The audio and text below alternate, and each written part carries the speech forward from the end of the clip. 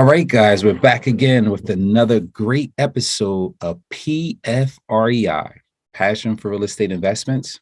I'm your host, Fuquan Bilal. Today we got Tiffany. Hi. How's it going? I'm excited to be on. I'm excited also. This is a great opportunity. It's weird, and I'm just going to mention this. It's not. I interview a lot of men. I need to interview more women. That's right.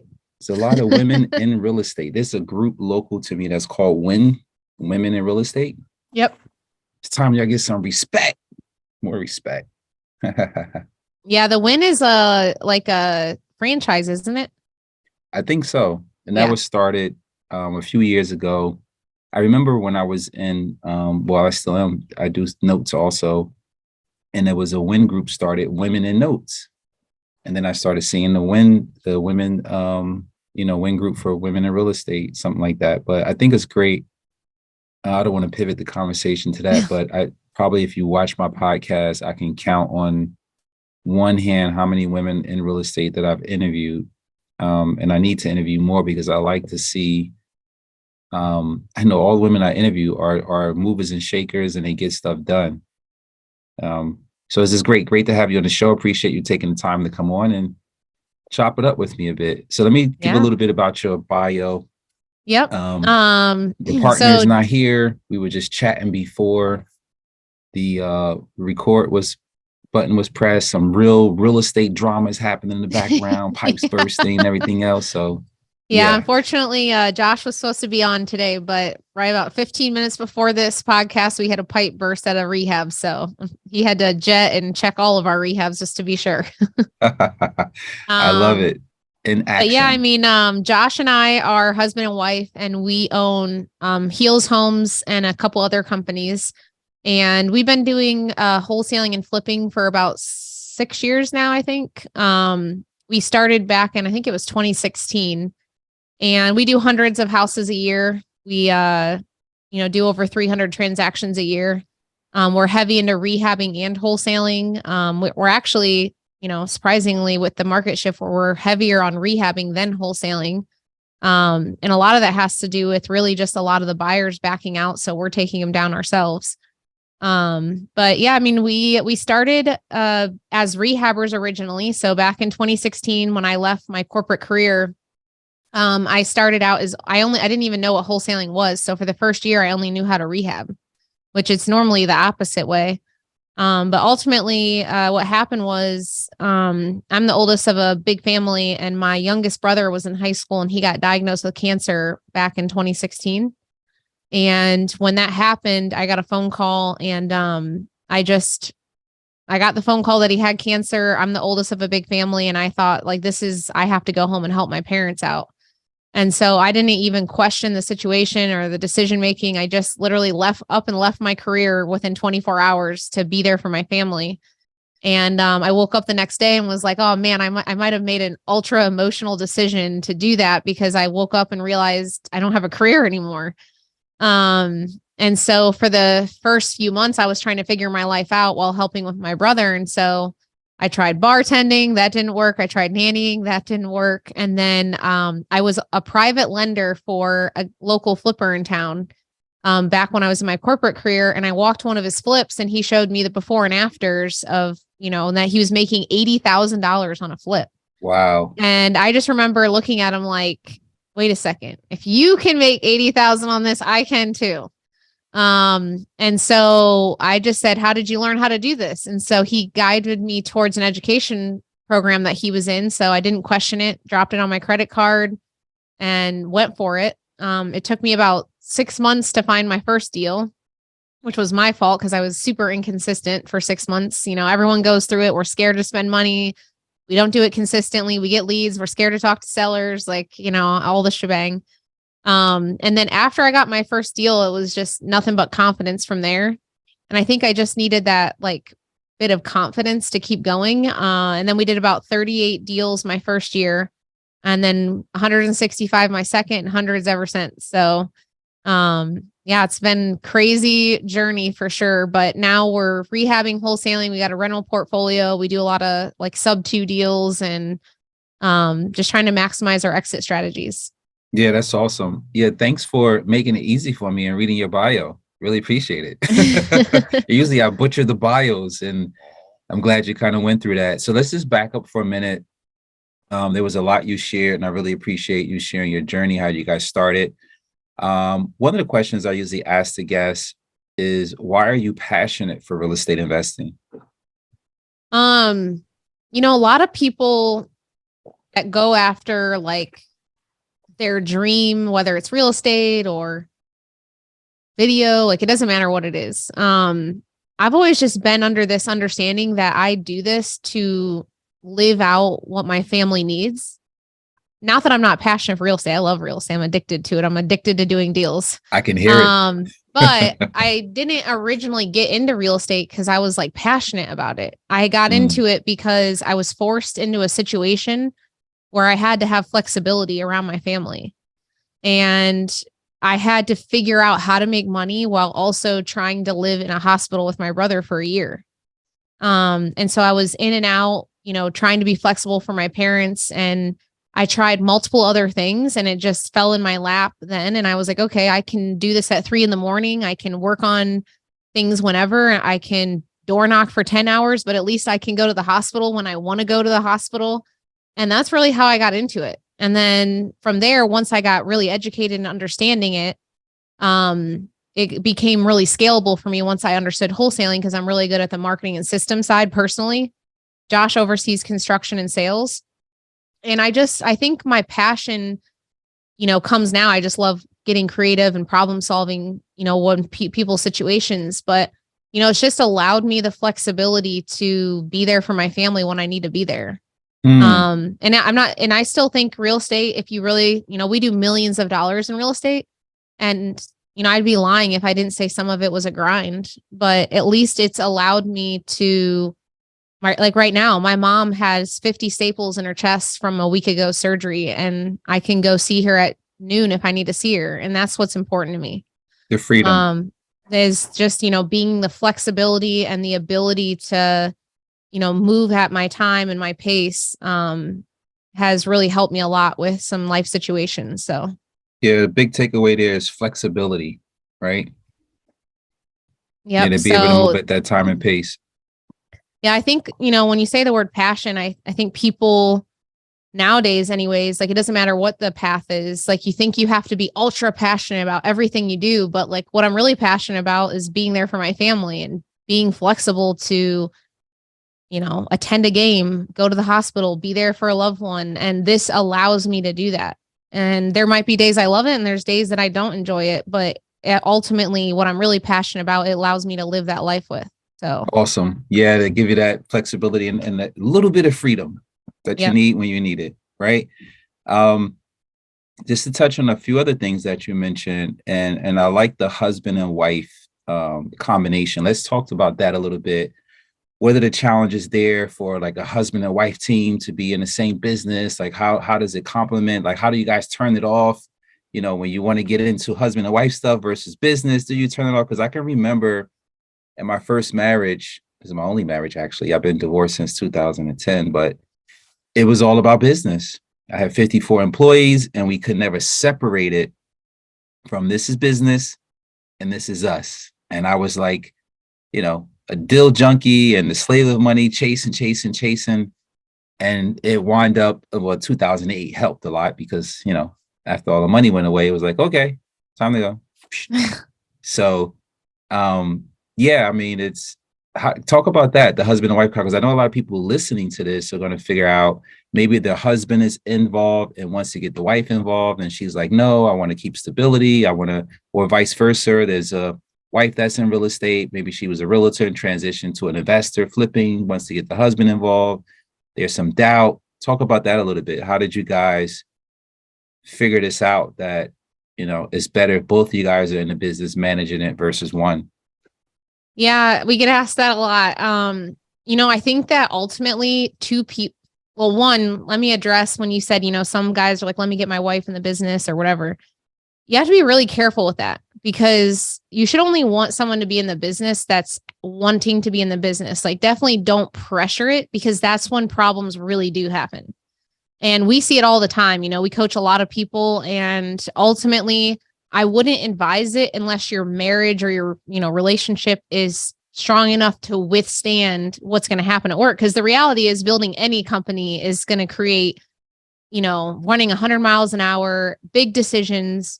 Everyone in the beginning of building up a company, unless you were just handed money, from a generational inheritance or something, like it's a grind to build. And, one thing we learned really early on, and we're really thankful we had mentors from the start that sat us down. I'll never forget it. It was the first time I ever got one-on-one mentorship. They sit us down, they get to know us for only like 15 minutes. And at the time I was doing acquisitions, Josh was doing dispo and a few other things. And within 10 minutes, my mentor looks at me and he goes, you need to be in dispo. He needs to be in acquisitions because my personality is definitely dispo. And they were like, today is the day where you guys are segregating all roles and responsibilities. You're going to stay the hell out of each other's way and never step on each other's toes. And can we make that commitment today? And we did. We looked at each other. We took a partnership survey, which was actually, that survey was given to us. It was a big ass long survey. It was hundreds of questions about, what decisions you want to make in your life, your family, your retirement, and are you even on the same page? And you're supposed to take it with any business partner. It doesn't matter if you're married or not. So we took it, and looking back, it's kind of funny now, but we didn't answer except one question the same. And we read the survey. We're like, oh shit, this is about to fail miserably. We didn't answer one thing in alignment. And, but it was good for us because we're like, okay, let's conquer this one section at a time. Let's talk about how much money do we want to retire? How do we want to raise our kids? Do we want to homeschool them? Like those were things we didn't think about because we didn't have kids. We didn't necessarily care yet. And I'm really glad that we went through all of that in the beginning, because I think it would have been harder the longer to wait to realize like 3 years in or 4 years in, we're not answering any of these questions the same, like what's going on. And so we made a commitment then. So even if you came into our office today, like we rarely are sitting in the same room together. We're, he's the COO of the real estate side, and he makes the place tick all day. He oversees construction sales. I raise all the money, handle all the marketing and systems. I stay in my lane. He makes his decisions. I make mine. We have a level 10 every week that is just for us. So we also have level 10s with our leaders, but we decided it was best about 6 to 12 months ago. I forget how long now, but we have a level 10, and we both have a handshake agreement that in this level 10, this is when we're allowed to disagree. We're allowed to yell at each other. We're allowed to have conflict. And we're allowed to walk out of that room, and we both agree that when we walk out of the room, it's shut off. Like there's no one taking offense to anything. We're here to hold each other accountable to what we said that we would do and move on. And we've definitely had intense conversations about it, but we've held to walking out of the room and laughing about it, essentially. I've never been yelled at in a level 10 meeting yet. Yeah, well, when you're married, I'm normally the only one that yells. So, but yeah, I mean, and then another thing that we've done this last year was we work with a life coach / therapist, and she works with high achievers. So she only works with like executive level people.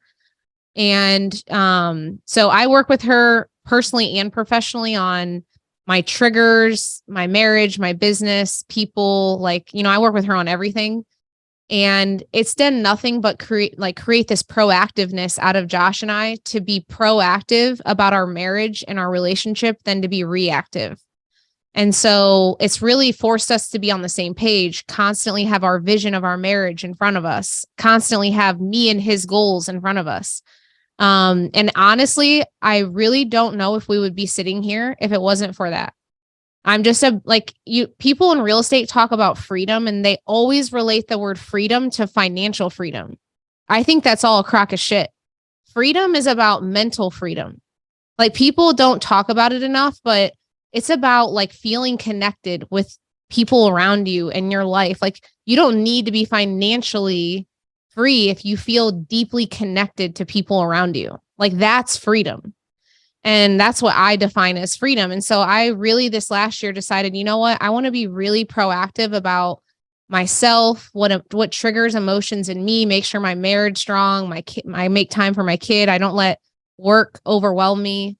And so I've just really focused this year on making my theme of 2022 about mental freedom, not just financial freedom. And it changed my life. Relationship based. I look back to as I tell people, everything is relationship based, and you don't want the relationships to be transactional.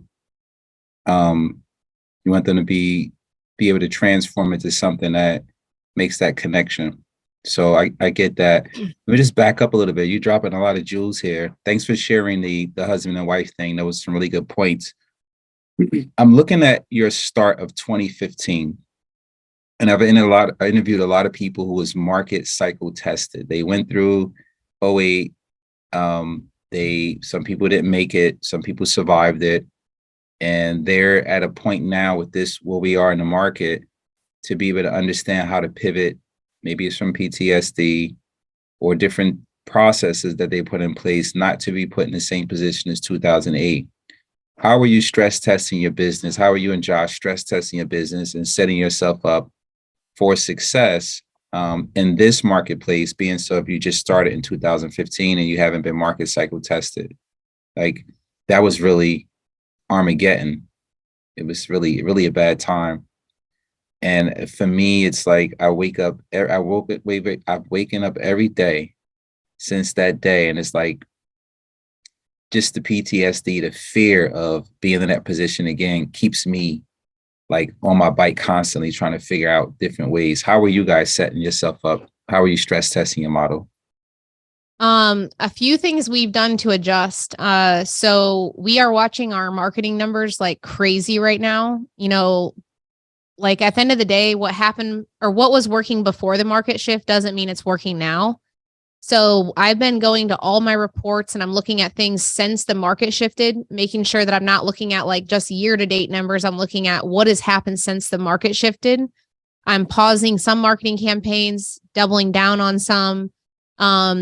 And actually, surprisingly, a lot of people are pausing on rehabbing. We're skyrocketing rehabs right now, So but wait, we totally adjusted everything that we do. So we noticed that houses in good school districts are still moving. We know we have 87% of our revenue ever since the market shift came from houses now that are 1950 and newer because no one's touching older homes right now. They're too nervous because the rehab takes 6 months. So they don't want to get into it.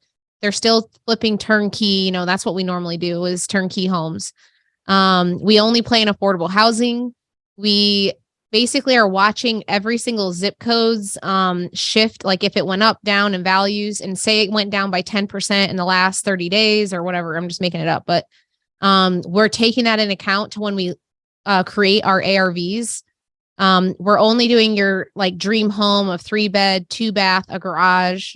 We're just getting really honed in to what's still moving today. And so I only had probably 4 or 5 houses, knock on wood, that during the market shift I had bought before the shift. And then I ended up only making like $300 to $5,000 or something. Thankfully, I didn't really lose much on any of them. And then once we made the shift of where we were purchasing, we just took off rehabbing. And the other thing that's been working really well is this happened during COVID. When COVID hit, we were like, why would we back down? There's still deals. People are still buying houses. People are still selling houses. We just have to adapt to the market. And so we doubled down when COVID hit and we made a fortune. And so this time we're like, okay, houses are sitting on the market. So people are now motivated on the MLS, which we never up until now ever did anything with the MLS. And the last 8 weeks, we've gotten 8 deals at a minimum of 30 grand a pop on the MLS. And people are accepting $80,000-$90,000 below what they're listing it for because the houses are just sitting. So we built a whole MLS offer system. And so we've really been like, how else can we get deals to maximize, what's going on in the market other than just keep doing the same shit over and over. And so we also just recently took one of our closers, turned him into what we're going to call a relationship manager. He'll be handling Dispo with our Dispo virtual assistant. And then he also is now going to be responsible for bringing in so much revenue a month off of wholesalers and MLS. And so he's going to be a combined role of not only Dispo, but bringing in revenue. And so I'm pretty excited for that. I think that that'll help us a lot because we're still heavily rehabbing while other people are pausing.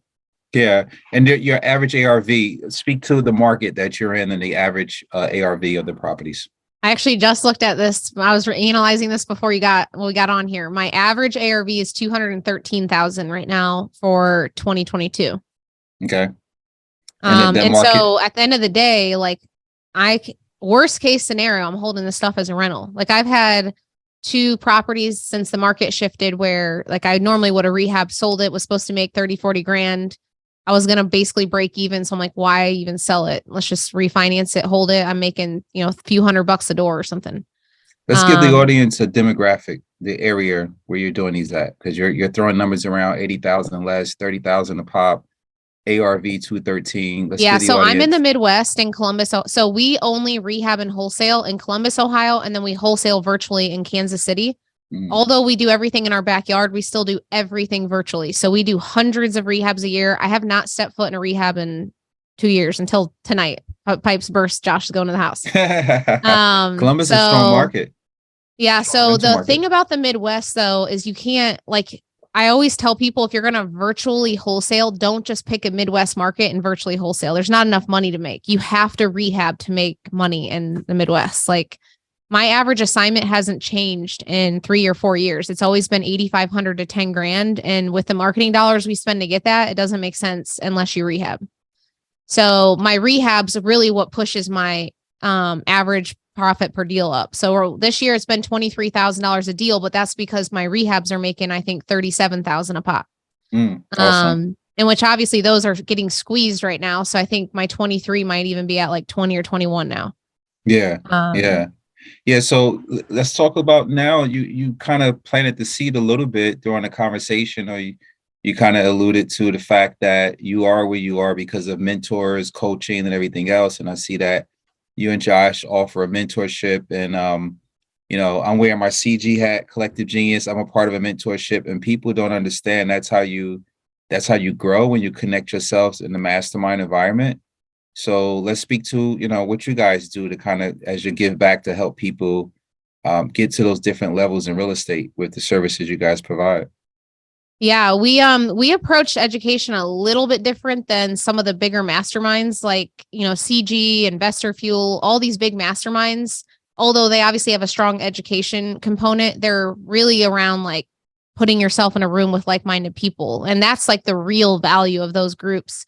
And I'm in a lot of those groups, but when I took a step back about 2 or 3 years ago when we started education, I was under this thing where I'm like, I actually want to hold people's hand and hold them accountable every single week to what they're supposed to do. Like this, for me, when I built education, it wasn't just about, having a bunch of relationships, having these quarterly trips.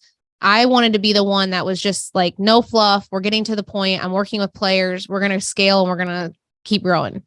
And so we built a few different products, and we have 3 now that like essentially go up the chain depending on what you're looking for. But I have a 2-day workshop where we go over our entire recruiting, onboarding, training, and management system, which is what we've really become known for.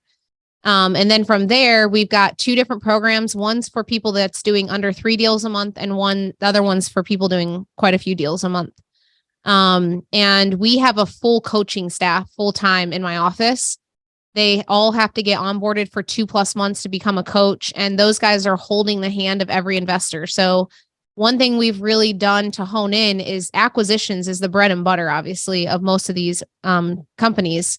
And so we have what we call sales pods that we do in that group. And so we wanted to create a community, not just for the owners, but how do we hold their people accountable and hold mentorship for their people? And so we have what we call sales pods, and all their acquisition managers come in, they upload their recorded calls with sellers, and we have a check the box call audit reporting process. So we have coaches that go in and do that for our students' teams. So they're going in, filling out the reports, listening to the recorded calls, giving it to the owner saying, hey, I listened to 5 of their calls today. They're missing, I'm making this up, but motivation on every call. Here's what we need to bring them back into the process. I need you to schedule me training. We're going to train them up on this process. We're going to monitor their performance. And our goal is that we not just provide you mentorship, but your team mentorship. And that if we can create your sales team to become consistent, then you're going to be a lifetime client of ours. That's how we see it. Absolutely. And so we've been really big at creating mentorship and coaches for their teams as well. And it's like raved about in the community because a lot of the acquisitions people, you know what it's like. Like it's easier to go ask a mentor a dumb question than your boss. So like, it's just been awesome. We have all the acquisition managers and all the teams. They've become like internet friends, like they have their own little culture going on.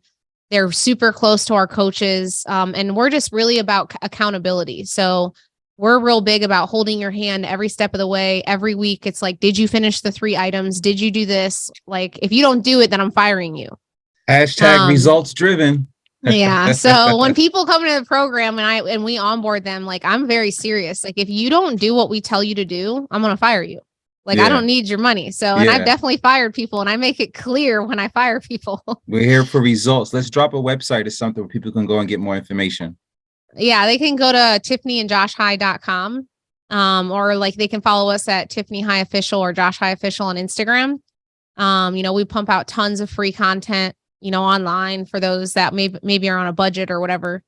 But yeah, our next 2-day workshops, January 9th and 10th. And then we have one in February as well coming up.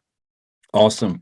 It's another great episode of PFREI, a passion for real estate investments. I'm your host, Fuquan Bilal. Make sure you catch us on YouTube, like and share, and all the other places you can find podcasts. I wonder if I'm going to get on iHeartRadio one day.